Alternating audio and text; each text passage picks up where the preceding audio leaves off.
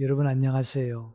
오늘은 조금 무거울 수도 있지만 반드시 함께 생각해 봐야 할 이야기를 준비했습니다. 요양원 복도를 걸어본 적 있으신가요?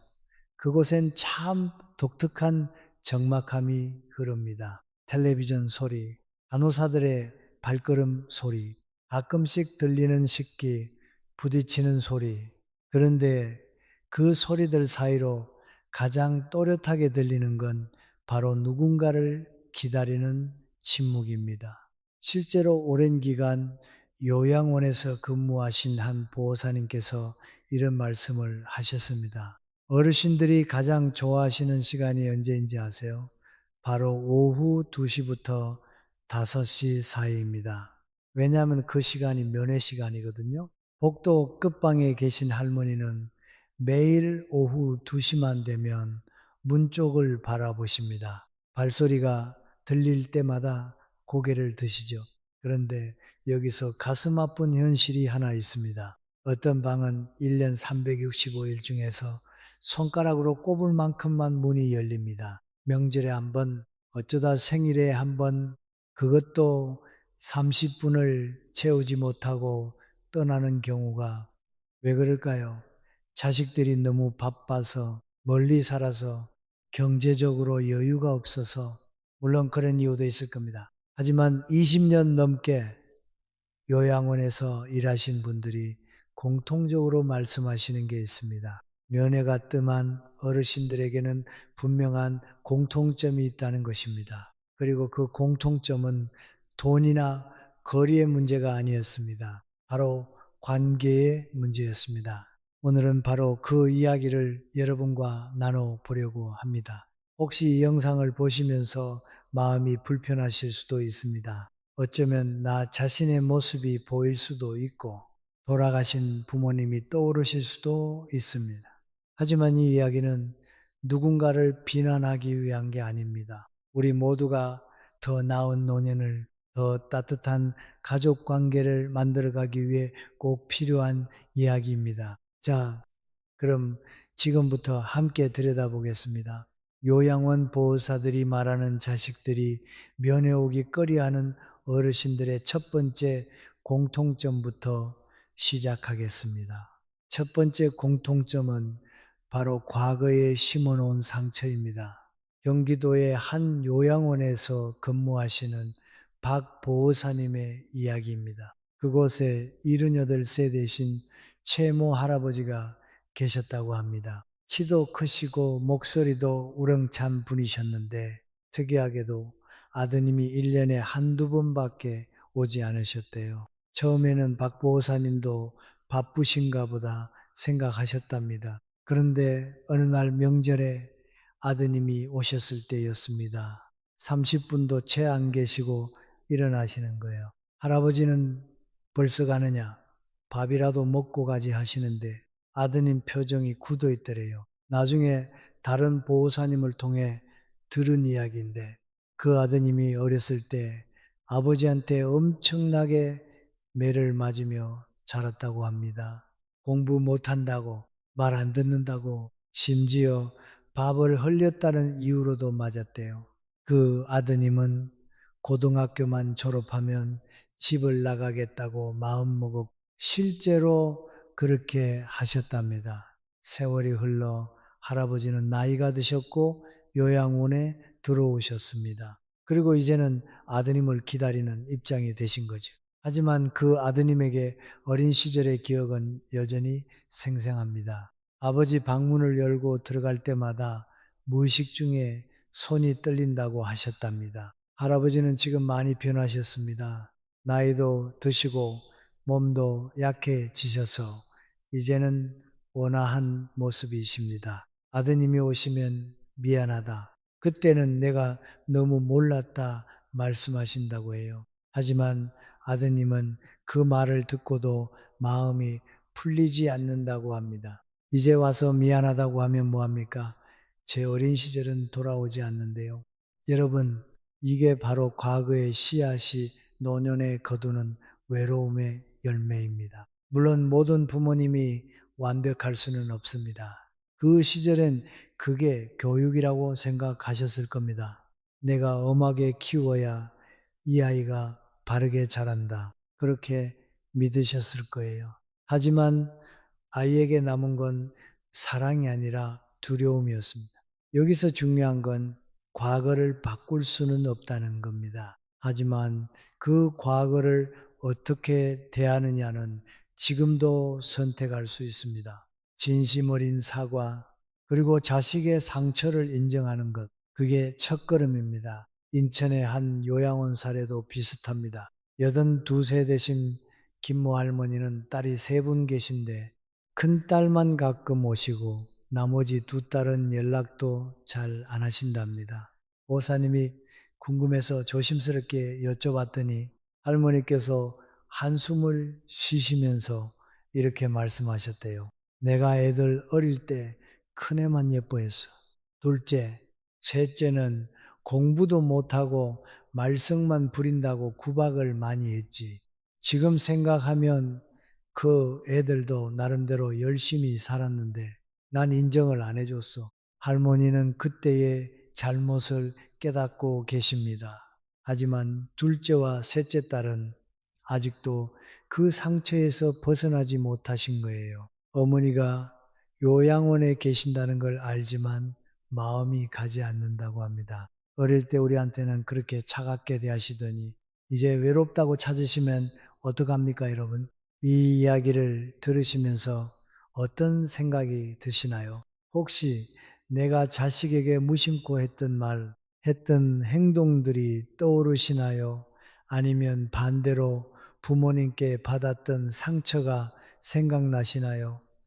여기서 한 가지 분명히 말씀드리고 싶은 건 이건 누구의 잘못을 따지는 게 아니라는 겁니다. 다만 우리가 알아야 할 진실은 이겁니다. 관계는 하루아침에 만들어지지 않는다는 것. 그리고 깨진 관계는 쉽게 회복되지 않는다는 것. 하지만 희망이 없는 건 아닙니다. 실제로 진심을 담아 사과하고 자식의 입장을 이해하려고 노력하신 어르신들은 관계가 조금씩 회복되는 경우도 있습니다. 늦었다고 생각할 때가 가장 빠를 때라는 말, 관계에서도 마찬가지입니다. 그럼 이제 두 번째 공통점으로 넘어가 보겠습니다. 두 번째 공통점은 끊임없는 불평과 원망입니다. 서울의 한 요양원에서 15년째 근무 중이신 이 보호사님의 증언입니다. 어르신들 중에 가족이 오시면 오히려 분위기가 싸늘해지는 경우가 있어요. 왜냐하면 감사하다는 말 대신 불평부터 쏟아내시거든요. 실제 사례를 하나 들려드리겠습니다. 75세 되신 이모 할머니는 아드님 내외가 주말마다 오십니다. 그런데 그 시간이 아드님 내외에게는 고역이라고 해요. 왜냐하면 할머니께서 오시자마자 이런 말씀을 하시거든요. 왜 이제 오니? 지난주엔 왜 안 왔어? 나 혼자 얼마나 외로운지 알아. 여기 밥은 먹으라고 주는 건지 말라고 주는 건지 모르겠어. 요새 젊은 것들은 부모 생각은 안 하고 자기들끼리만 잘 먹고 잘 살지. 아드님 내외가 정성스럽게 반찬을 싸오셨습니다. 어머니 좋아하시는 멸치볶음이랑 김치 담가왔어요. 그럼 할머니 반응이 뭘까요? 이게 뭐야? 이렇게 짜게 해서 누가 먹어? 너희들은 짜게 먹어도 되지만 나는 혈압 때문에 못 먹어. 아드님이 그럼 다음엔 싱겁게 할게요. 하면 싱거우면 또 맛이 없잖아. 됐어. 그냥 여기 주는 거 먹지 뭐. 보호사님이 말씀하시길 그 아드님 내외 표정을 보면 정말 안타깝다고 하셨습니다. 뭘 해드려도 만족하지 못하시니까 점점 발걸음이 무거워지는 게 눈에 보인다고요. 여러분 생각해 보세요. 주말에 쉬어야 하는데 멀리 있는 요양원까지 찾아오는 겁니다. 그것도 손에 반찬 가득 들고요. 그런데 듣는 건 감사하다는 말이 아니라 불평과 원망뿐입니다. 한두 번은 참을 수 있습니다. 하지만 그게 반복되면 어떻게 될까요? 부산의 한 요양원 사례도 비슷합니다. 81살 되신 박모 할아버지는 따님이 한 달에 한 번 오십니다. 따님은 다른 도시에 사시는데 기차를 타고 왕복 5시간을 오시는 거예요. 그런데 할아버지는 따님이 올 때마다 이렇게 말씀하신다. 한 달에 한 번이 뭐야? 다른 집 자식들은 일주일에 한 번씩도 오던데 너는 나한테 관심이 없구나. 내가 언제 죽을지도 모르는데 그렇게 바쁘니. 따님은 처음엔 아버지 제가 멀리 살잖아요. 그래도 최선을 다하고 있어요. 설명하셨답니다. 하지만 할아버지는 듣지 않으세요. 핑계 대지 마. 마음만 있으면 내일도 올 수 있어. 결국 따님의 방문 횟수가 점점 줄어들었답니다. 2달에 한 번, 석 달에 한 번, 그러면 할아버지는 더 원망을 하시고, 그럼 따님은 더 오기 싫어지고, 순환이 반복되는 거죠. 보호사님께서 이런 말씀을 하셨습니다. 어르신들, 자식이 오면 일단 고맙다. 그 한마디만 해보세요. 그럼 자식들 표정이 확 달라집니다. 그리고 다음에 또 오고 싶어 해요. 근데 불평만 들으면 아무리 효녀라도 마음이 다칩니다. 이게 참 아이러니한 게 어르신들이 정작 원하시는 건 자식이 자주 오는 건데 정작 자식을 멀어지게 만드는 건 본인의 말과 태도라는 겁니다. 여기서 한번 생각해 보시죠. 혹시 여러분도 가족이 뭔가 해줬을 때 고맙다보다 이게 뭐야? 먼저 나오진 않으셨나요? 아니면 자식이 바쁘다고 하면 핑계대지 말라고 하진 않으셨나요? 사람의 마음은 참 단순합니다. 인정받으면 더 하고 싶고 무시당하면 하기 싫어집니다. 부모, 자식 사이라고 다를 게 없습니다. 실제로 요양원에서 자주 면회를 받으시는 어르신들의 공통점은 이겁니다. 아이고, 이렇게까지 올 필요 없는데 바쁠 텐데 고맙다. 이런 말씀을 하신답니다. 그럼 자식들은 뭐라고 할까요? 에이, 어머니, 이것도 못 해드리면 제가 뭐 하는 자식이겠어요? 이렇게 됩니다. 말 한마디에 천냥 빚도 갚는다고 했습니다. 반대로 말 한마디에 자식과의 거리가 천리처럼 멀어질 수도 있습니다. 그럼 세 번째 공통점으로 넘어가겠습니다. 세 번째 공통점은 자식의 삶을 볼모로 잡는 태도입니다. 이건 조금 민감한 이야기일 수 있는데 꼭 짚고 넘어가야 할 부분입니다. 요양원 보호사들이 가장 안타까워하는 케이스가 바로 이겁니다. 대구의 한 요양원 사례입니다. 89세 되신 정모 할머니는 아드님이 일주일에 한 번씩 옵니다. 사실 굉장히 자주 오시는 편이죠. 그런데 문제는 할머니가 아드님에게 하시는 말씀입니다. 너 요새 주말마다 애들 데리고 놀러 다닌다며 나는 여기 혼자 있는데 너희끼리만 좋은 데 가고 나도 데려가든지 해야지. 아드님은 초등학생 자녀가 둘이 있습니다. 주말에 가족끼리 놀이공원이나 영화관 가는 게 전부인데 할머니는 그것조차 못마땅해 하신다고 해요. 내가 없으면 그렇게 편하니 보호사님 말씀이 그 아드님이 한 번은 정말 할머니를 모시고 나들이를 가셨답니다. 휠체어 준비하고 차에 태우고 식당 가고 근데 할머니께서 계속 힘들다, 피곤하다 그냥 갈래하셔서 1시간 만에 다시 돌아오셨대요. 그리고는 다음 주에 또 너희끼리만 놀러 다니냐고 하시는 거예요. 또 다른 사례입니다. 83살 되신 강모 할아버지는 아드님이 직장 때문에 다른 도시에 삽니다. 그래서 한 달에 2번 정도 오시는데 할아버지는 그게 불만이십니다. 회사 그만두고 여기 와서 살면 되잖아. 나 혼자 두고 거기서 뭐 하는 거야? 직장이 나보다 중요하니. 아드님은 40대 중반입니다. 아직 대학생인 자녀도 있고 집 대출도 남아 있습니다. 지금 직장을 그만두면 가족 전체가 흔들립니다. 하지만 할아버지는 그런 사정은 생각하지 않으십니다. 오직 본인의 외로움만 중요한 거죠. 보호사님께서 조심스럽게 할아버지께 말씀하셨답니다. 아버님, 아드님도 살아야 하지 않겠습니까? 한 달에 2번이면 정말 열심히 오시는 거예요. 그랬더니 할아버지가 뭐라고 하셨는지 아십니까? 당신들은 몰라. 내가 얼마나 외로운데. 여러분, 이게 바로 자식의 삶을 볼모로 잡는 겁니다. 본인의 외로움을 무기로 자식의 일상, 자식의 가정, 자식의 직장을 죄악시하는 거예요. 물론 외로우신 건 이해합니다. 나이 드시고 혼자 계시면 당연히 외롭습니다. 하지만 그 외로움을 자식이 전부 채워줘야 한다고 생각하시면 안 됩니다. 자식에게도 삶이 있습니다. 직장도 있고, 배우자도 있고, 자녀도 있습니다. 그들도 하루하루 최선을 다해 살고 있습니다.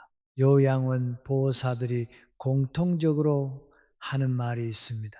면회를 자주 받으시는 어르신들은 자식의 사정을 이해해 주세요.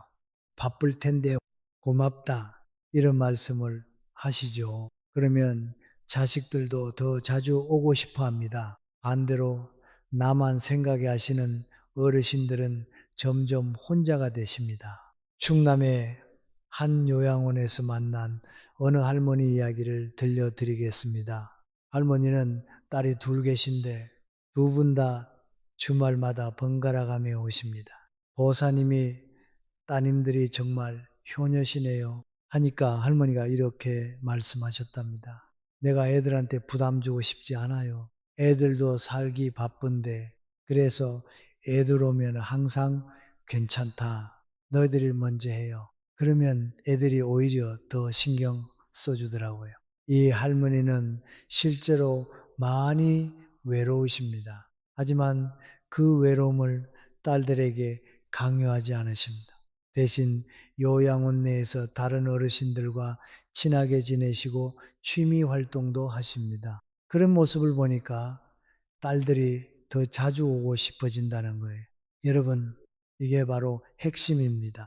나의 행복을 자식에게만 의지하면 자식도 힘들고 나도 결국 더 외로워집니다.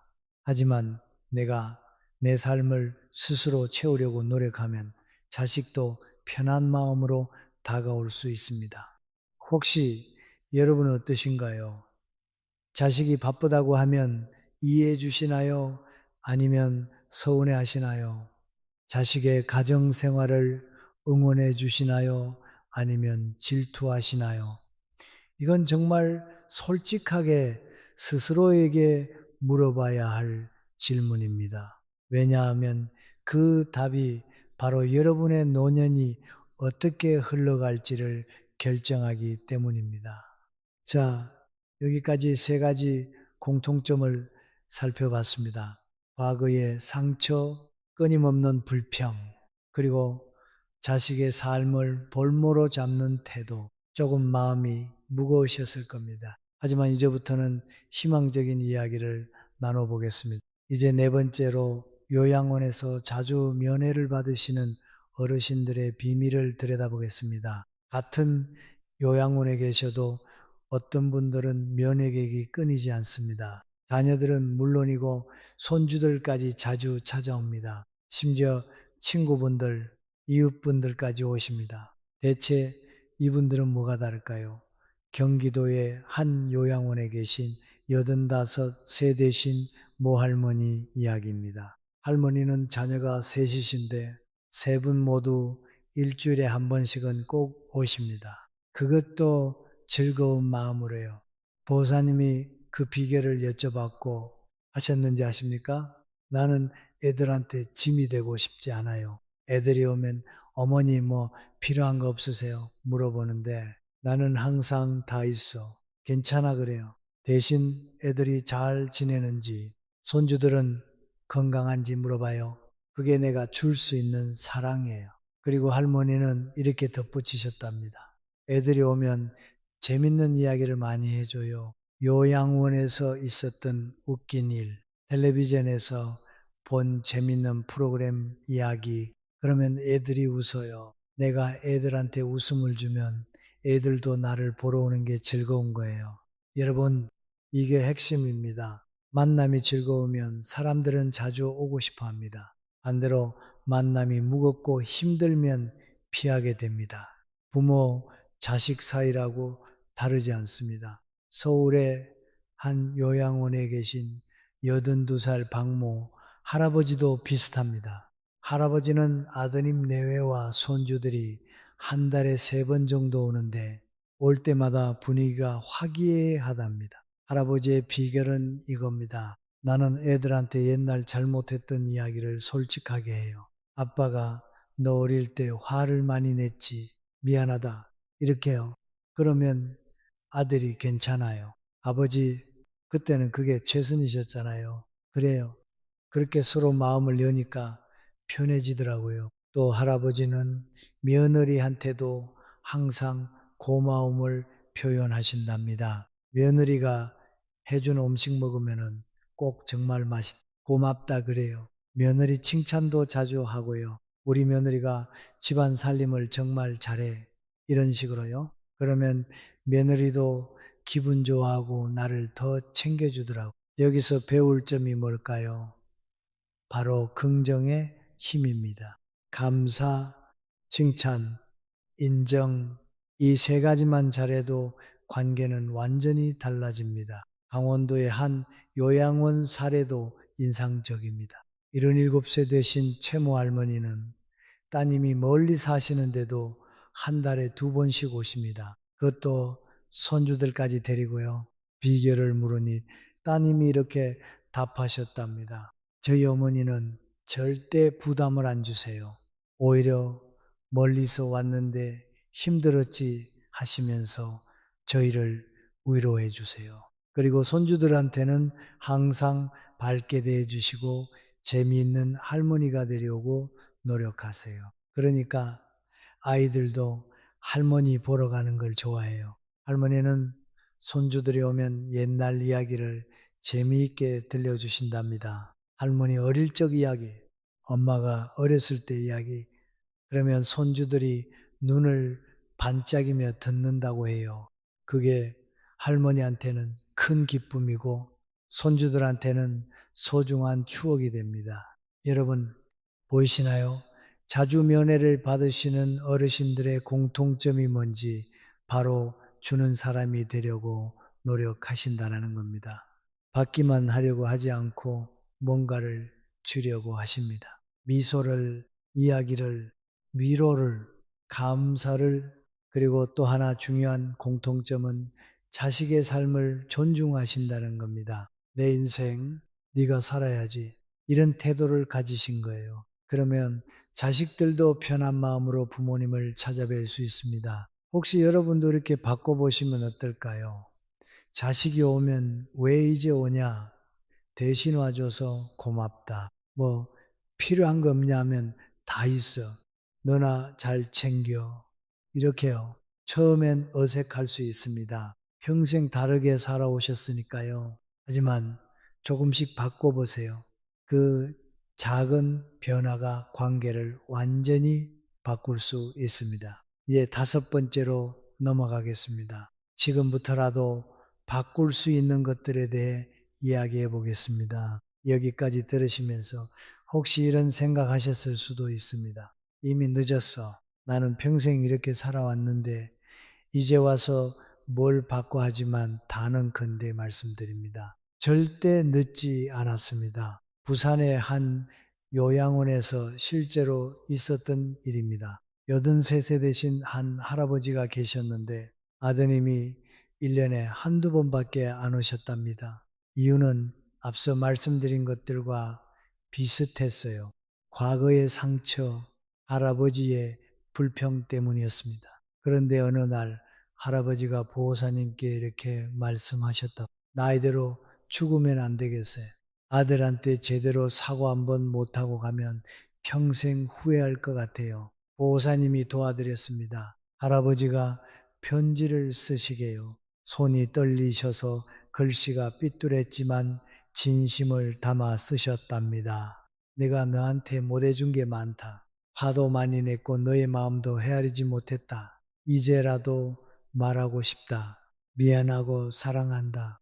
그 편지를 아드님한테 보냈습니다. 처음엔 아무 연락이 없었어요.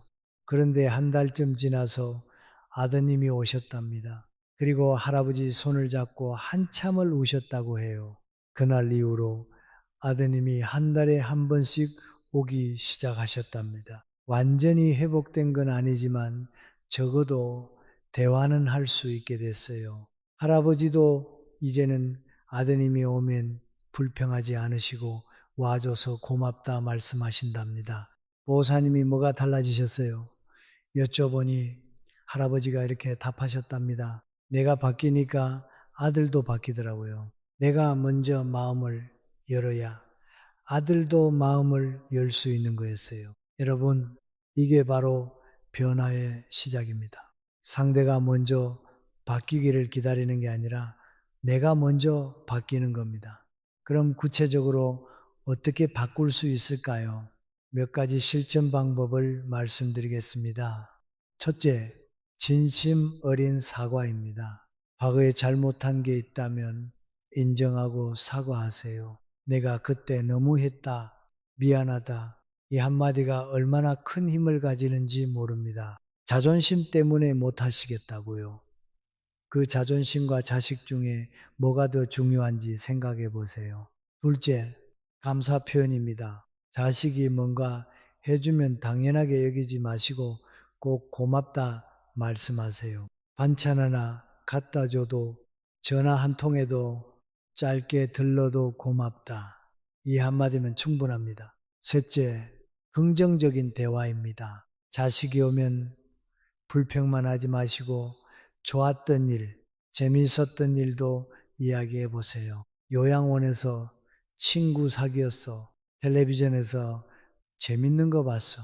이런 이야기요. 자식들도 부모님이 잘 지내신다는 걸 알면 마음이 편해집니다. 넷째, 자식의 삶을 존중하기입니다. 바쁘다고 하면은 그래, 내 일이 중요하지. 이해해 주세요. 못 오겠다고 하면 괜찮아. 나 혼자 잘 있어. 말씀해 주세요. 그러면 자식들이 오히려 더 신경 쓰게 됩니다. 다섯째, 자신의 삶을 채우기입니다. 요양원에서 취미 활동하세요. 다른 어르신들과 친하게 지내세요. 책도 읽고 산책도 하고 텔레비전도 보고 내 삶이 충만하면 자식에게 과도하게 의지하지 않게 됩니다. 예전에 한 요양원에 계신 할머니가 이런 말씀을 하셨답니다. 나는 요양원 온 뒤로 오히려 친구가 더 많이 생겼어요. 같이 체조도 하고 노래도 부르고 딸이 오면 그런 이야기를 해줘요. 그러면 딸이 안심하고 더 자주 전화하더라고요. 여섯째, 손주들에게 좋은 할머니, 할아버지 되기입니다. 손주들이 오면 짜증내지 마시고 반갑게 맞아주세요. 재밌는 이야기도 들려주시고 작은 선물도 준비하시고 손주들이 할머니, 할아버지 보고 싶어 하면 자식들도 자연스럽게 자주 오게 됩니다. 일곱째, 며느리, 사위 챙기기입니다. 자식만큼이나 며느리, 사위도 중요합니다. 그분들한테 고마움을 표현하시고 인정해 주세요. 고생이 많다. 덕분에 우리 아들이 잘 산다. 이런 말 한마디가 그들의 마음을 움직입니다. 충북의 한 요양원 사례입니다. 할아버지가 며느리한테 늘 고마움을 표현하셨답니다. 우리 며느리 덕분에 집안이 화목하다. 이렇게요. 그랬더니 며느리가 시아버지를 정말 친아버지처럼 모시게 됐답니다. 여러분, 이 모든 것들이 어렵지 않습니다. 거창한 게 아니에요. 작은 말 한마디, 작은 태도 변화, 그것만으로도 충분합니다. 물론 하루아침에 모든 게 바뀌지는 않습니다. 오랫동안 쌓인 감정은 쉽게 풀리지 않아요. 하지만 조금씩 천천히 노력하다 보면 반드시 변화가 옵니다. 한 가지 더 말씀드리고 싶은 건 용서를 구하되 용서를 강요하지는 말라는 겁니다. 내가 사과했으니 이제 용서해야지. 이렇게 생각하시면 안 됩니다. 자식이 용서할 준비가 될 때까지 기다려 주세요. 그 기다림 자체가 진심의 증거가 됩니다. 그리고 혹시 자식이 끝내 마음을 열지 않더라도 최소한 여러분은 최선을 다했다는 위안을 얻을 수 있습니다.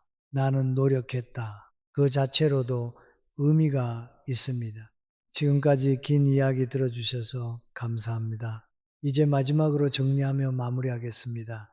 오늘 우리는 요양원 보호사들이 증언하는 자식들이 면회오기 꺼려하는 어르신들의 공통점을 살펴봤습니다. 첫째는 과거에 심은 상처, 어린 시절 자식에게 준 아픔이 노년의 외로움으로 돌아옵니다. 둘째는 끊임없는 불평과 원망, 감사 대신 부정적인 말만 하면 자식의 발걸음이 무거워집니다.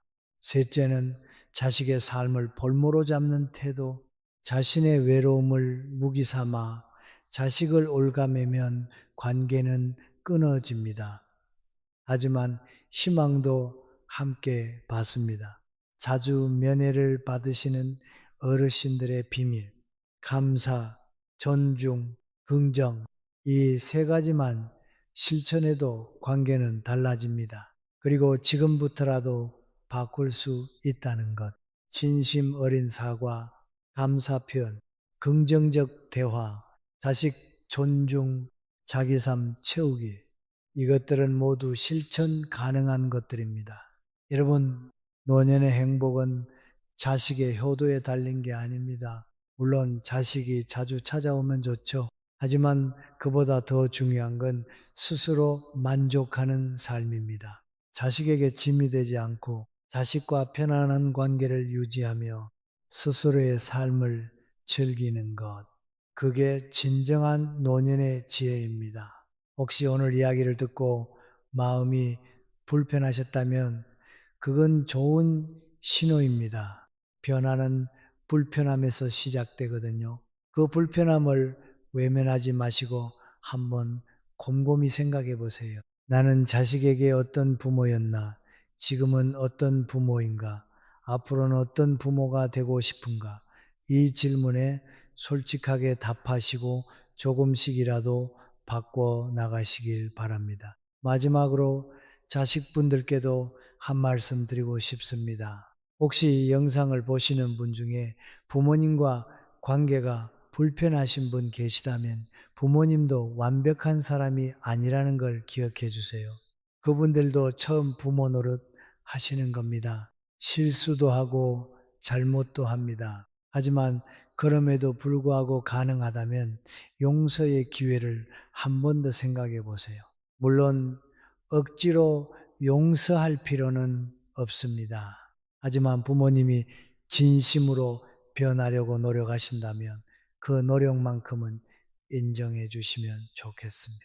시간은 기다려주지 않습니다. 지금 결정하지 않으면 나중엔 후회만 남을 수 있습니다. 오늘 이 영상이 여러분께 작은 울림이 되었기를 바랍니다. 그리고 혹시 주변에 이런 고민을 하시는 분이 계시다면 이 영상을 공유해 주세요. 한 사람이라도 더 행복한 노년을 보내실 수 있다면 그것만으로도 이 영상의 가치는 충분합니다. 여러분의 구독과 좋아요는 더 많은 분들께 이 메시지를 전하는데 큰 힘이 됩니다. 댓글로 여러분의 생각과 경험도 나눠주시면 감사하겠습니다. 다음 영상에서는 자식에게 사랑받는 부모가 되는 구체적인 대화법에 대해 준비해 왔습니다.